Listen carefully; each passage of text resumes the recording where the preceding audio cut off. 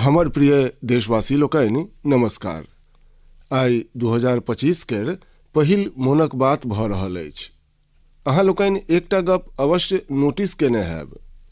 सब बेर मोनक बात मासक अंतिम रविकेँ होइत अछि, मुदा एहि बेर हम एक सप्ताह पहिने 4 रविक बदले तेसर रविकेँ भेटि रहल छी, किएक तऽ अगिला सप्ताह रविये दिन गणतंत्र दिवस अछि। हम समस्त देशवासी लोकनिकेँ गणतंत्र दिवसक अग्रिम शुभकामना दैत छी। संगी लोकनि, एहि बेरक गणतंत्र दिवस बड्ड विशेष अछि। ई भारतीय गणतंत्रक 75वीं वर्षगांठ अछि।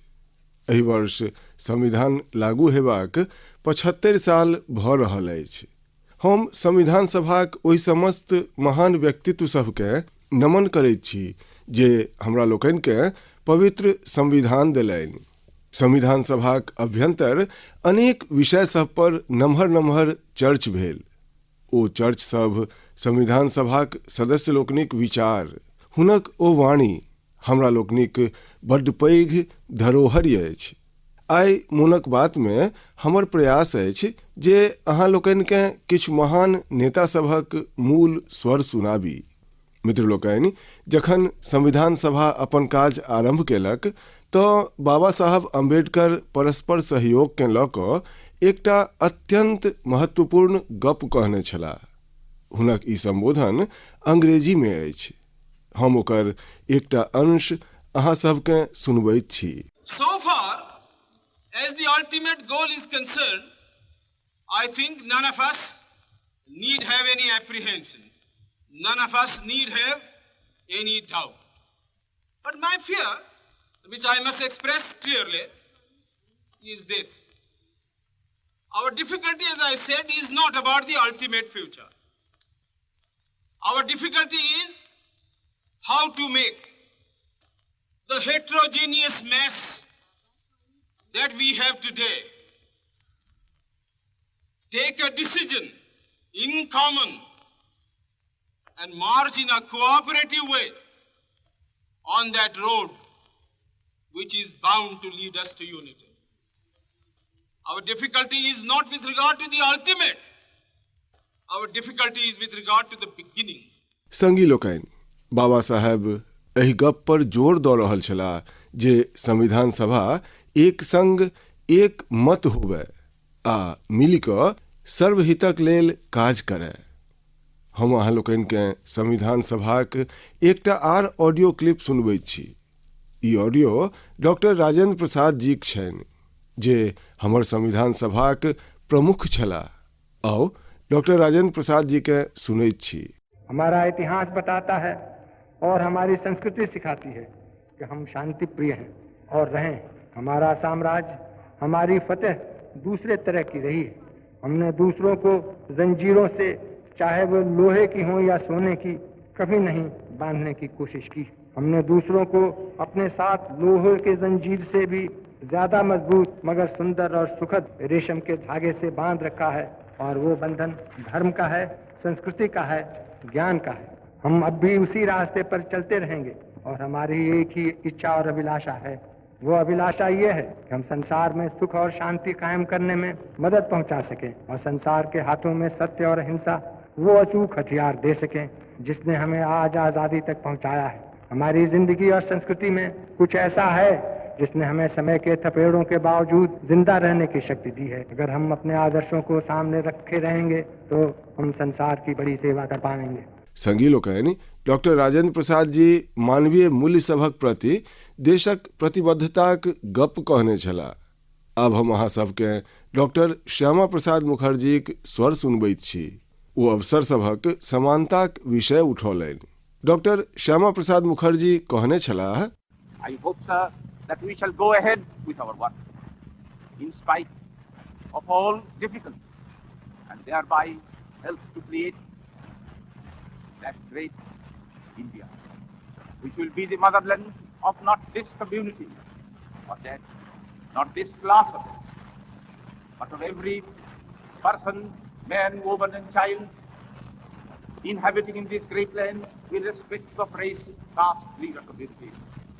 Everyone to have an equal opportunity so that he or she can develop himself and herself according to the best talent and serve the great common motherland of the earth.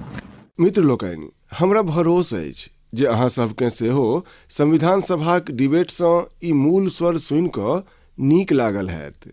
हमरा सब देशवासी लोकनिकेँ एहि विचार सबसँ प्रेरणा लऽ कऽ एहन भारतक निर्माणक लेल काज करबाक अछि जाहि पर हमर संविधान निर्माता सबकेँ सेहो गर्व होइन। संगी लोकनि, गणतंत्र दिवससँ एक दिन पहिने 25 जनवरी के राष्ट्रीय मतदाता दिवस अछि। ई दिन एहि लेल महत्वपूर्ण अछि किएक तऽ एहि दिन भारतीय निर्वाचन आयोग के स्थापना भेल छल, इलेक्शन कमीशन। हमर संविधान निर्माता लोकनि संविधान में हमर सभक चुनाव आयोग के लोकतंत्र में लोकसभक भागीदारी के बड्ड पैघ स्थान देलनि अछि। देश में जखन 1951-52 में पहिल बेर चुनाव भेल तऽ किछु लोक सबके संशय छल जे कि देशक लोकतंत्र जीवैत रहत, मुदा हमर सभक लोकतंत्र समस्त आशंका सबके निर्मूल प्रमाणित केलक। आखिर भारत मदर ऑफ डेमोक्रेसी अछि। विगत दशक सब में सेहो देशक लोकतंत्र सशक्त भेल अछि, समृद्ध भेल अछि। हम चुनाव आयोग के सेहो धन्यवाद देब जे समय समय पर हमरा लोकनिक मतदान प्रक्रिया के आधुनिक बनौलक अछि, मजबूत केलक अछि। आयोग जनशक्ति के आर शक्ति देबाक लेल तकनीकीक शक्तिक उपयोग केलक। हम चुनाव आयोग के निष्पक्ष चुनावक हुनक कमिटमेंट लेल बधाई दैत छी। हम देशवासी लोकनिसँ कहब जे ओ बेसी सँ बेसी संख्या में अपन मतक अधिकारक उपयोग करथि, सदैव करथि आ देशक लोकतांत्रिक प्रक्रियाक भाग सेहो बनथि आ एहि प्रक्रिया के सशक्त सेहो करथि। हमर प्रिय देशवासी लोकनि, प्रयागराज में महाकुंभक श्री गणेश भऽ चुकल अछि। चिरस्मरणीय लोक झुंड, अकल्पनीय दृश्य आ समता समरसताक असाधारण संगम। एहि बेर कुंभ में कतेको दिव्य योग सेहो बनि रहल अछि। कुंभक ई उत्सव विविधता में एकताक उत्सव मनबैत अछि। संगमक बालू पर संपूर्ण भारतक, संपूर्ण विश्वक लोक जुटैत छथि। हजारों बरखसँ चलैत आबि रहल एहि परंपरा में कतहु कोनो भेदभाव नहीं, जातिवाद नहीं। एहि में भारतक दक्षिणसँ लोक अबै छथि, भारतक पूब आ पश्चिमसँ लोक अबै छथि। कुंभ में गरीब अमीर सब एक भऽ जाइ छथि। सब लोक संगम में डुबकी लगबै छथि, एक संग भंडारा में भोजन करै छथि, प्रसाद लै छथि। तखने तऽ कुंभ एकताक महाकुंभ अछि। कुंभक आयोजन हमरा सबके इहो बतबैत अछि जे कोना हमरा लोकनिक परंपरा सब संपूर्ण भारत के एक सूत्र में बन्हैत अछि। उत्तरसँ दक्षिण धरि मान्यता सबके मानबाक तरीका एकहि जकाँ अछि। एक दिस प्रयागराज, उज्जैन, नासिक आ हरिद्वार में कुंभक आयोजन होइत अछि, ओहिना दक्षिण भूभाग में गोदावरी, कृष्णा, नर्मदा आ कावेरी नदीक तट सब पर पुष्करम होइत अछि। ई दुनू पर्व हमरा सभक पवित्र नदी सबसँ, ओकर मान्यता सबसँ जुड़ल अछि। एहिना कुंभकोणमसँ तिरुक्करयूर, कुड़वासलसँ तिरुचिरै अनेक एहन मंदिर अछि जिनक परंपरा कुंभसँ जुड़ल अछि। संगी लोकनि, एहि बेर अहाँ सब देखने हैब जे कुंभ में युवा लोकनिक भागीदारी बहुत व्यापक रूप में नजरि अबैत अछि। आ इहो सत्य अछि जे जखन युवा पीढ़ी अपन सभ्यताक संग, गर्वक संग जुटि जाइत अछि तऽ ओकर जड़ि आर मजबूत होइत अछि आ तखन ओकर स्वर्णिम भविष्य सेहो सुनिश्चित भऽ जाइत अछि। हमरा लोकनि एहि बेर कुंभक डिजिटल फुटप्रिंट सेहो एतेक पैघ स्केल पर देखि रहल छी। कुंभक ई वैश्विक लोकप्रियता प्रत्येक भारतीय लेल गर्वक गप अछि। संगी लोकनि, किछु दिन पहिने ही पश्चिम बंगाल में गंगा सागर मेलाक सेहो विहंगम आयोजन भेल अछि। संक्रांतिक पावन अवसर पर एहि मेला में समस्त संसार सँ आयल लाखों श्रद्धालु सब डुबकी लगेलनि अछि। कुंभ, पुष्करम आ गंगा सागर मेला हमरा सभक ई पर्व हमरा लोकनिक सामाजिक मेल मिलाप के, सद्भाव के, एकता के बढ़ौनिहार पर्व अछि। ई पर्व भारतक लोक के भारतक परंपरा सब सँ जोड़ैत अछि आ जेना हमरा लोकनिक शास्त्र सब संसार में धर्म, अर्थ, काम, मोक्ष चारू पर जोर देलक अछि, ओहिना हमरा सभक पर्व सब आ परंपरा सब सेहो आध्यात्मिक, सामाजिक, सांस्कृतिक आ आर्थिक प्रत्येक पक्ष के सेहो सशक्त करैत अछि। मित्र लोकनि, एहि मास हमरा लोकनि पौष शुक्ल द्वादशी के दिन रामललाक प्राण प्रतिष्ठा पर्वक पहिल वर्षगांठ मनौलहुं अछि। एहि साल पौष शुक्ल द्वादशी 11 जनवरी के पड़ल छल। एहि दिन लाखों राम भक्त सब अयोध्या में रामललाक साक्षात दर्शन कऽ हुनक आशीर्वाद लेलनि। प्राण प्रतिष्ठाक ई द्वादशी भारतक सांस्कृतिक चेतनाक पुनः प्रतिष्ठाक द्वादशी अछि। तें पौष शुक्ल द्वादशीक ई दिन एक तरह सँ प्रतिष्ठा द्वादशीक दिन सेहो बनि गेल अछि। हमरा सबके विकासक बाट पर चलैत एहिना अपन विरासत के सेहो सहेजबाक अछि, ओहि सँ प्रेरणा लैत आगाँ बढ़बाक अछि।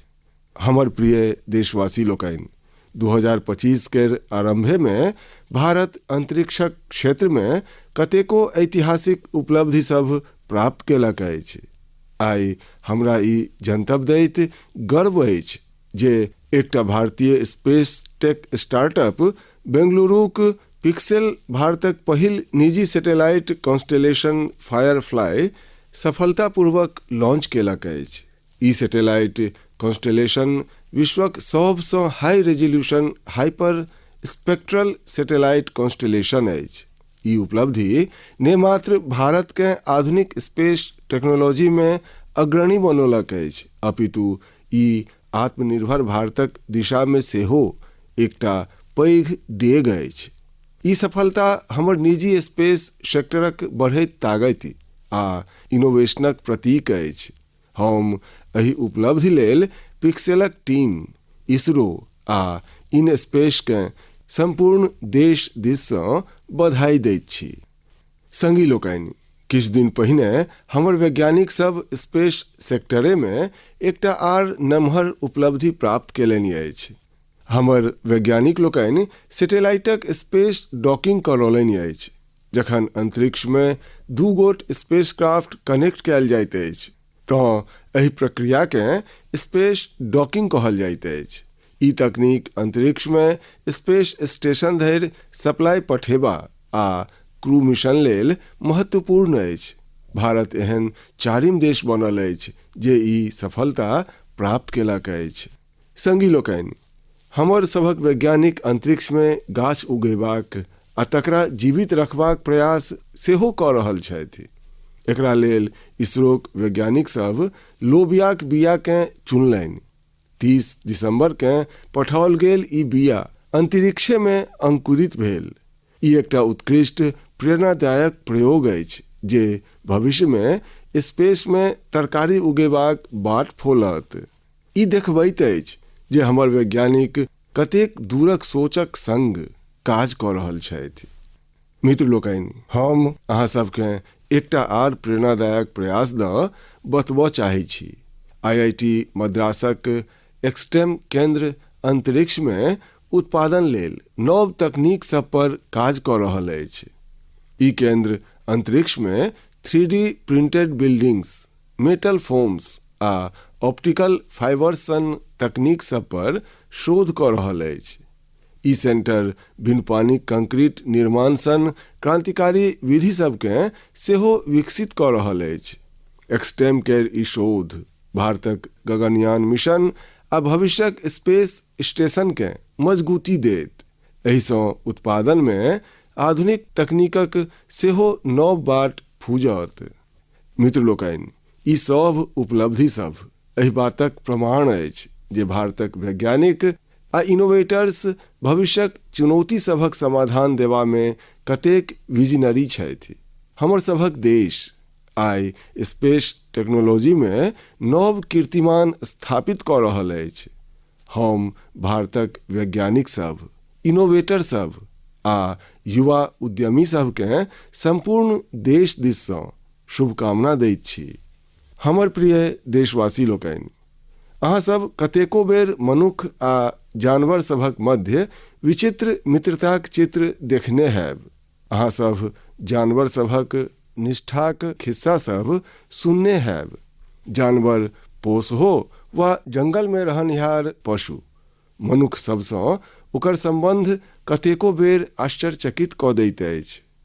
जानवर भने बाजि नहीं पबैत अछि, मुदा ओकर भावना सबकेँ, ओकर हाव भावकेँ मनुख नीक जकाँ अकानि लैत अछि।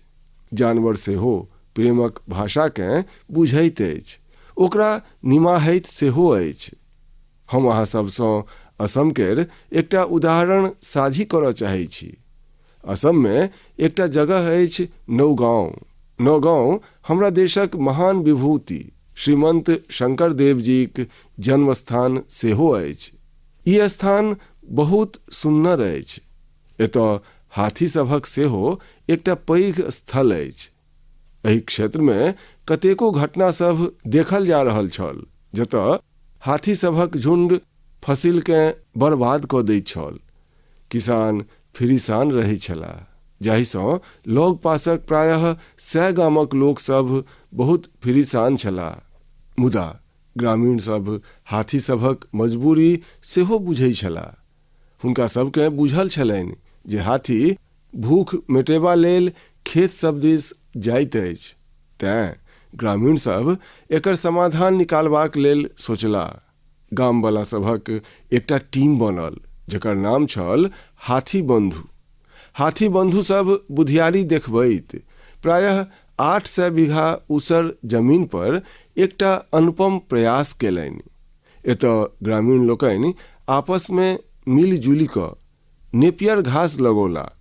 एहि घासकेँ हाथी बड़ पसिन्न करैत अछि। एकर प्रभाव ई भेल जे हाथी सब खेत दिस गेनाइ कम कऽ देलक।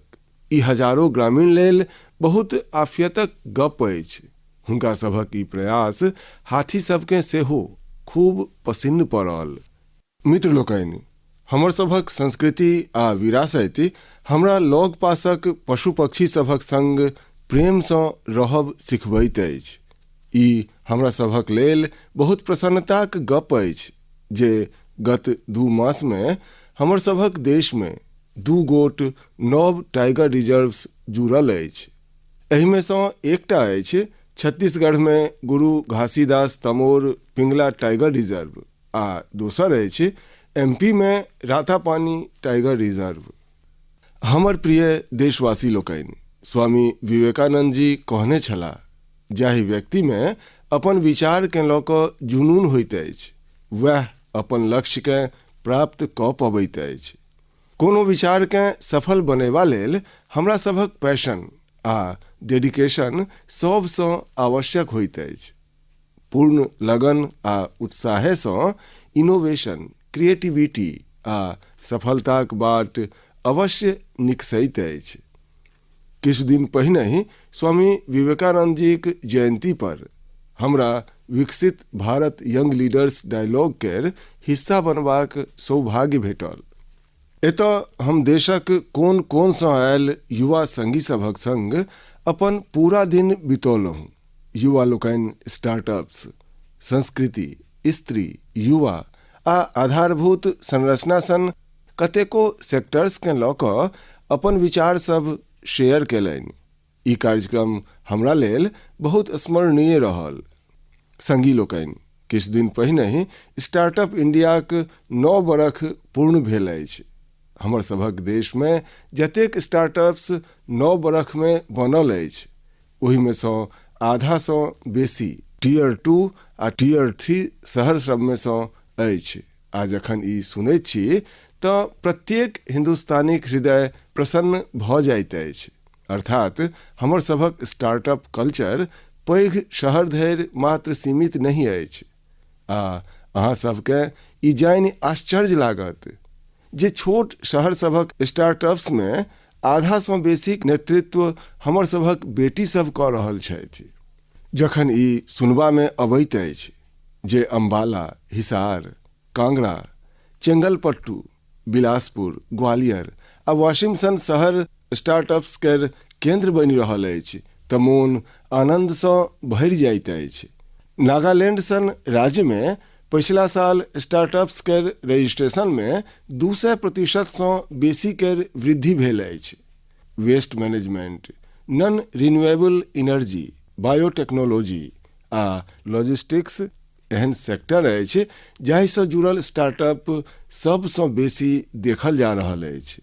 ई पारंपरिक सेक्टर नहीं अछि, मुदा हमर सभक युवा संगी सेहो तऽ पारंपरिकता सँ आगाँक सोच रखै छथि, तें हुनका सफलता सेहो भेटि रहल छनि। मित्र लोकनि, 10 बरख पहिने जखन केओ स्टार्टअप केर क्षेत्र में जेबाक गप करैत छलाह तऽ हुनका भांति भांतिक चौल सुनबा में भेटैत छलनि। केओ ई पूछैत छलाह जे आखिर स्टार्टअप होइत की छै, तऽ केओ कहैत छलाह जे एहि सँ किछु होबयवला नहीं अछि। मुदा आब देखू, एक दशक में कतेक पैघ परिवर्तन आबि गेल। अहूँ भारत में बनि रहल नव अवसर सभक पूरा लाभ उठाबी। यदि अहाँ सब स्वयं पर भरोस राखब तऽ अहाँ सभक सपना सबके सेहो नव उड़ान भेटत। हमर प्रिय देशवासी लोकनि, नेक नियति सँ निस्वार्थ भावनाक संग कयल गेल काज सभक चर्च दूर सुदूर पहुँचिए जाइत अछि आ हमर मोनक बात तऽ एकर बहुत पैघ प्लेटफॉर्म अछि। हमर सभक एतेक विशाल देश में कात करोट में सेहो यदि केओ नीक काज कऽ रहल होइ छथि, कर्तव्य भावना के सर्वोपरि रखै छथि, तऽ हुनक प्रयास सबके सोझा अनबाक ई उत्कृष्ट मंच अछि। अरुणाचल प्रदेश में दीपक नाबाम जी सेवाक अनुपम उदाहरण प्रस्तुत केलनि अछि। दीपक जी एतऽ लिविंग होम चलबै छथि, जतऽ मानसिक रूप सँ बीमार, शरीर सँ असमर्थ लोक सब आ बुजुर्ग सभक सेवा कयल जाइत अछि। एतऽ नशाक आदतिक शिकार लोक सभक देखभाल कयल जाइत अछि। दीपक नाबाम जी बिनु कोनो सहायताक समाजक वंचित लोक सब, हिंसा पीड़ित परिवार सब आ बेघर लोक सबके सहारा देबाक अभियान आरंभ केलनि। आइ हुनक सेवा एकटा संस्थाक रूप लऽ लेलक अछि। हुनक संस्थाकेँ कतेको अवार्ड सँ सेहो सम्मानित कयल गेल अछि। लक्षद्वीपक कवरत्ती द्वीप पर नर्सक रूप में काज करऽ वाली के हिंडुम्बी जी, हुनक काज सेहो बहुत प्रेरित करऽ वाला अछि। अहाँ सबके ई जानि आश्चर्य लागत जे ओ 18 बरख पहिने सरकारी नौकरी सँ रिटायर भऽ चुकल छथि, मुदा आइयो ओहने करुणा आ स्नेहक संग लोक सभक सेवा में जुटल छथि जेना ओ पहिने करैत छली। लक्षद्वीपक केजी मोहम्मद जीक प्रयास इहो अद्भुत अछि। हुनक परिश्रम सँ मिनिकॉय द्वीपक मरीन इकोसिस्टम मजबूत भऽ रहल अछि। ओ पर्यावरणक प्रति लोक सबके जागरूक करबा लेल कतेको गीत लिखलनि अछि। हुनका लक्षद्वीप साहित्य कला अकादमी दिस सँ बेस्ट फोक सॉन्ग अवार्ड सेहो भेट चुकल छनि। केजी मोहम्मद रिटायरमेंटक बाद ओतुका म्यूजियमक संग जुड़ि कऽ सेहो काज कऽ रहल छथि। संगी लोकनि, एकटा आर बड्ड नीक समाचार अंडमान आ निकोबार द्वीप समूह सँ सेहो अछि। निकोबार जिला में वर्जिन कोकोनट ऑयल के हालहि में जीआई टैग भेटल अछि। वर्जिन कोकोनट ऑयल ओकरा जीआई टैग के बाद एकटा आर नव प्रयास भेल अछि। एहि तेलक उत्पादन सँ जुड़ल महिला लोकनि के संगठित कऽ स्वयं सहायता समूह बनाओल जा रहल अछि। हुनका मार्केटिंग आ ब्रांडिंगक विशेष प्रशिक्षण सेहो देल जा रहल छनि। ई हमर सभक आदिवासी समुदाय सबके आर्थिक रूपसँ सशक्त बनेबाक दिशामे एकटा पैघ डेग अछि। हमरा भरोस अछि भविष्यमे निकोबारक वर्जिन कोकोनट ऑयल दुनिया भरिमे धूम मचाबयवला अछि आ एहिमे सबसँ पैघ योगदान अंडमान आ निकोबार महिला स्वयं सहायता समूहक हैत। हमर प्रिय देशवासी लोकनि, क्षण भरिक लेल अहाँ सब एकटा दृश्यक कल्पना करू। कोलकातामे जनवरीक समय अछि, दोसर विश्व युद्ध अपन चरम पर अछि आ एम्हर भारतमे अंग्रेज सभक विरुद्ध तामस शीर्ष पर अछि। एहि कारणे शहरमे डेग डेग पर पुलिस बलाक तैनाती अछि। कोलकाताक बीचोबीच एकटा घरक लग पास पुलिसक उपस्थिति बेसी चौकस अछि। एहि बीच नमगर ब्राउन कोट पैंट आ कारी टोपी पहिरने एकटा व्यक्ति रातुक अन्हारमे एकटा बंगलासँ कार लऽ कऽ बाहर निकसैत छथि।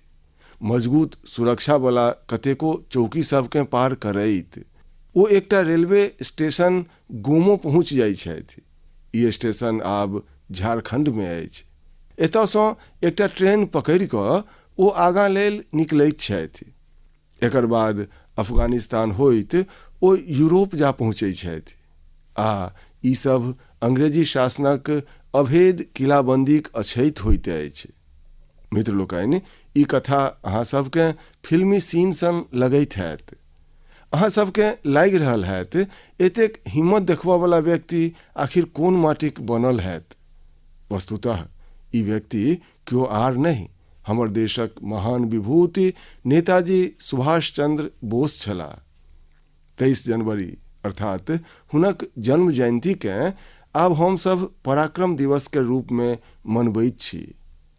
हुनक शौर्यसँ जुड़ल एहि गाथामे सेहो हुनक पराक्रमक झलकी भेटैत अछि। किछु बरख पहिने हम हुनक ओही घरमे गेल छलहुँ जतयसँ ओ अंग्रेजकेँ चकमा दऽ कऽ निकलल छलाह। हुनक ओ कार एखनहु ओतय राखल अछि। ओ अनुभव हमरा लेल अति विशेष रहल। सुभाष बाबू एकटा विजनरी छलाह। साहस तऽ हुनक स्वभावमे रचल बसल छल। एतबे नहीं, ओ बहुत कुशल प्रशासक सेहो छलाह। मात्र 27 वर्षक उमेरमे ओ कोलकाता कॉर्पोरेशन केर चीफ एग्जीक्यूटिव ऑफिसर बनलाह आ तकर बाद ओ मेयरक उत्तरदायित्व सेहो सम्हारलनि। एकटा प्रशासकक रूपमे सेहो ओ कतेको पैघ काज केलनि। बच्चा सभ लेल स्कूल, गरीब बच्चा सभक लेल दूधक इंतजाम आ स्वच्छतासँ जुड़ल हुनक प्रयास सभकेँ आइयो स्मरण कयल जाइत अछि। नेताजी सुभाषक रेडियोक संग सेहो गहींर संबंध रहल छनि। ओ आजाद हिंद रेडियो केर स्थापना केने छलाह, जाहि पर हुनका सुनबाक लेल लोक बहुत बेसब्रीसँ प्रतीक्षा करैत छलाह। हुनक संबोधन सबसँ विदेशी शासनक विरुद्ध लड़ाइकेँ एकटा नव शक्ति भेटैत छल। आजाद हिंद रेडियो पर अंग्रेजी, हिंदी, तमिल, बांग्ला, मराठी, पंजाबी, पश्तो आ उर्दूमे समाचार बुलेटिनक प्रसारण होइत छल। हम नेताजी सुभाष चंद्र बोसकेँ नमन करैत छी। देश भरिक युवा लोकनिसँ हमर आग्रह अछि जे ओ हुनका द बेसीसँ बेसी पढ़थि आ हुनक जीवनसँ निरंतर प्रेरणा लैथि। संगी लोकनि, मोनक बात केर ई कार्यक्रम सभ बेर हमरा राष्ट्रक सामूहिक प्रयास सबसँ, अहाँ लोकनिक सामूहिक इच्छा शक्तिसँ जोड़ैत अछि। प्रत्येक मास हमरा पैघ संख्यामे अहाँ सभक सुझाव, अहाँ सभक विचार भेटैत अछि आ प्रत्येक बेर एहि विचार सभकेँ देखि कऽ विकसित भारतक संकल्प पर हमर भरोस आर बढ़ैत अछि। अहाँ सब अहिना अपन अपन काजसँ भारतकेँ सर्वश्रेष्ठ बनेबा लेल प्रयास करैत रही। एहि बेरक मोनक बातमे तत्काल एतबे। अगिला मास पुनः भेटब भारतवासी सभक उपलब्धि सभ, संकल्प सभ आ सिद्धि सभक नव गाथा सभक संग। बहुत बहुत धन्यवाद। नमस्कार।